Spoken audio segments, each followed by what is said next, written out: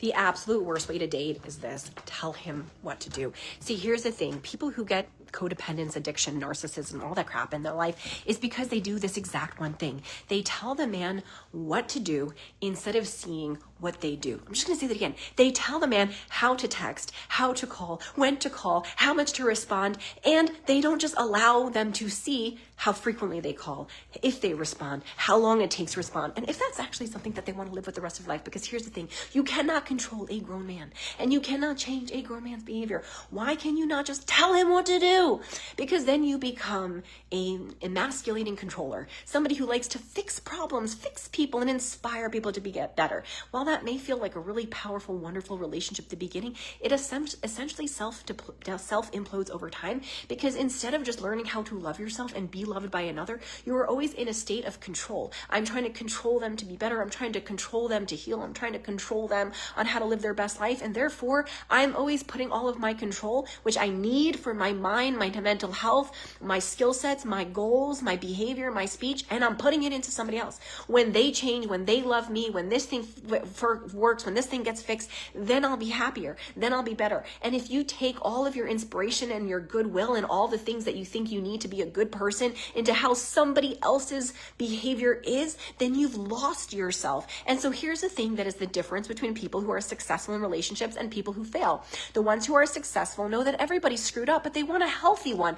What is a healthy person? Somebody you don't know, and you don't need to tell them what to do and how to do it. And honestly, even the thought of telling somebody what to do and how to do it revolts you, because you no longer want to control or fix somebody. You just want to see if that person is even worthy of being in your life, because they're already healthy. See, everybody's screwed up, but the difference between all the people who are screwed up versus the healthy and unhealthy ones are healthy people are sober, and they actually talk about their feelings and are present in the moment, and they're already able to inspire you, not by who they're going to become, not by their potential, but by who they already are. And unhealthy people, well, they're just not very healthy, and they're not sober. They don't talk about their feelings. They talk a lot about facts or politics, things that are removed from them.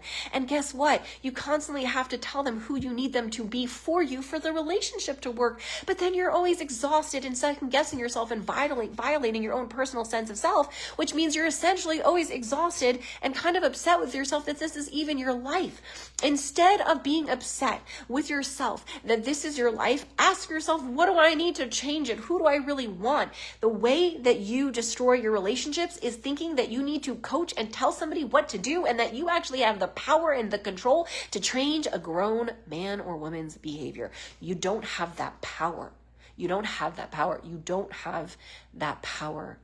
You can beg and plead and pray, but you still cannot change a grown person's behavior, because you are not their grower. That is their relationship between them and God, and how much they choose to fix and work on themselves and accept themselves and heal themselves. And the same thing for you. There is no man who's going to make you feel better.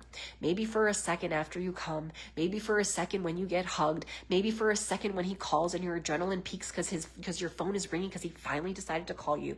But that is not love. That is simply a dopamine rush, also known as addiction or codependency, which is addiction. It is just addiction instead of substances. It's addiction of people and relationships, that you seek your highs and lows and a sense of control and love from people and relationships and them approving of you versus anything else. But when you really learn how to love yourself and approve of yourself, irregardless of what other people think of you, you stop craving your very real need to be approved by other people. And if you approve, and if you crave the need to be approved by other people, what are you essentially doing? You're essentially being a victim to other people's moods and other people's decisions of what they feel is right. There are so many people who believe in academia and going to school and getting good grades, and all they do is end up in debt and poor and back in their parents' house.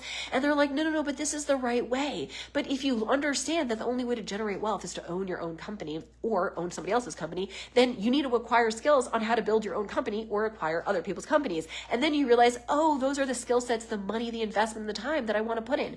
But if you're not taught that, then, and you're the only one who knows that, then everyone else is going to disagree with you. And that's okay. You need to be okay being different. You need to be okay being strange. You need to be okay being weird. You need to be okay being the black sheep or the one fish swimming in the opposite direction of all the other fish. Like, you need to be okay being not okay in the eyes of other people for long enough that they are just inspired by who you've become and they're like, you're right.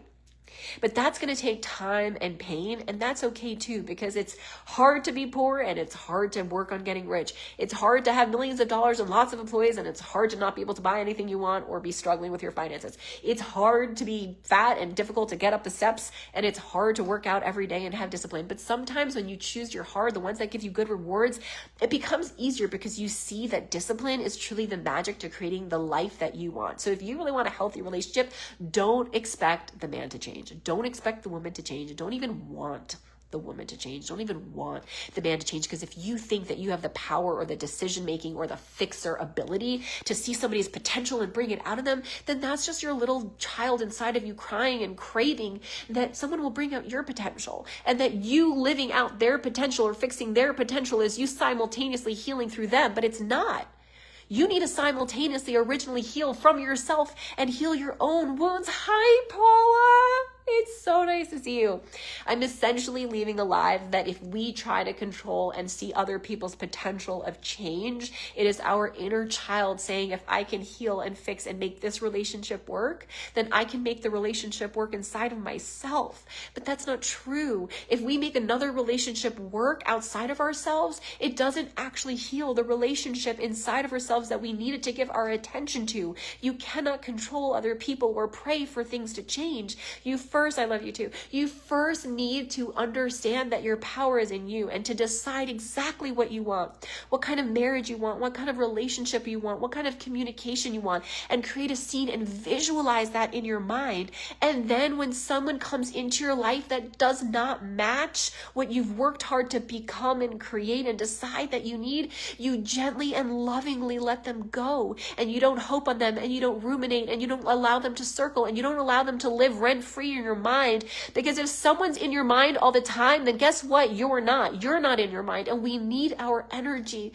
We need our own love. We need our own attention. And so if someone comes in their life and it's not working out, guess where all of our attention goes? To them, and hoping it works out, and hoping it fixes, and hoping it changes. And then all of our necessary energy of healing and loving goes outside of ourselves instead of inside of ourselves. And then we wonder why we're depleted and exhausted and frustrated and angry. But if we learn to nurture ourselves, and instead of feeding all the people around us, feed ourselves first, then we can actually enjoy all the other people around us and actually create and attract someone in our life we can eat with. There's such a big difference between sitting next to somebody and eating with them versus preparing a meal and feeding them and then eating as well. Do you guys get that? I want you to see that imagery again. So many of us like to cook a whole meal and feed other people, then feel good about ourselves that we did so good, we fed everyone. But a real relationship, a real love, is when they are cooking with you, when they have the same dietary restrictions or appreciations as you, when you're in the kitchen at the same time, when you're eating simultaneously, when you don't feel so good about yourself just because you made them a meal, but they're unified with you. You are not better than them because you provided and inspired, but you are you are sharing life with them. You're eating at the same time. You're not just serving them because you feel good about yourself and then eating at the same time. Do you guys get that? It's okay to make food for someone you love. It's okay to cook for someone you love, but your intention, your mentality is, am I serving them to make myself feel better, like I'm a good wife, a good person, a good girlfriend? Or did I make the food so that we can share in a unified moment just to be in each other's space and love each other as is? The same actions and a different energy and a different mentality results in totally different areas of life. If your intention is pure and connected to love upon yourself and share your love with other people, your relationships can get so much better. But if your hope is that someone finds you and saves you and you're making food just to nurture them so that you feel like you have a life, then all the people that are going to come into your life are going to just take from you. And you don't want to be someone that somebody takes from you. You want someone who shares with you, who's next to you, whose arm is on you, who is living life with you. You don't want a taker and you are the giver, or you are the reciprocator, or you are the hoper. You want a unified source of love, attention, forgiveness, and connection. And the way to attract not what we want, but who we are, is to start inside of ourselves with a unified connection of love, forgiveness, and attention inside of ourselves, so that we can know how it feels. You cannot expect yourself to get into a healthy relationship with someone if you don't even know how to love yourself.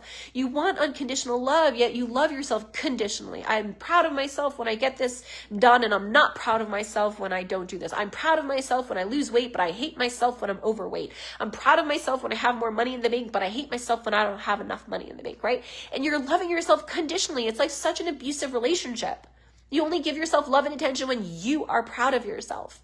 But you don't deserve that. You're growing, you're learning, you're failing and growing and learning and failing and growing and learning, and that is life. So to actually attract unconditional love, you don't try to change other people or change yourself. You try to accept yourself as is. You do accept yourself as is. And you learn to unconditionally love yourself as you grow and grow and grow every day. And when some days you don't hit your goals or you're not growing as fast, you say to yourself, I am so proud of you for growing and trying and developing, and I love you unconditionally. And I know that if I love you, I can appreciate today, and I am not going to exchange anything for the love and appreciation of today, that I am alive right now, because I deserve to live every day in love. I'm Chaya Garcia, relationship and dating expert, and if you would like to join our Epic Love Mastermind and actually learn how to love yourself so you can attract the healthiest man to love you, DM me love, and I'll send you all the details and sign you up, and you can apply to see if you are a right fit for our mastermind. I love you guys. I see you guys. I believe in you, and I'll see you next time.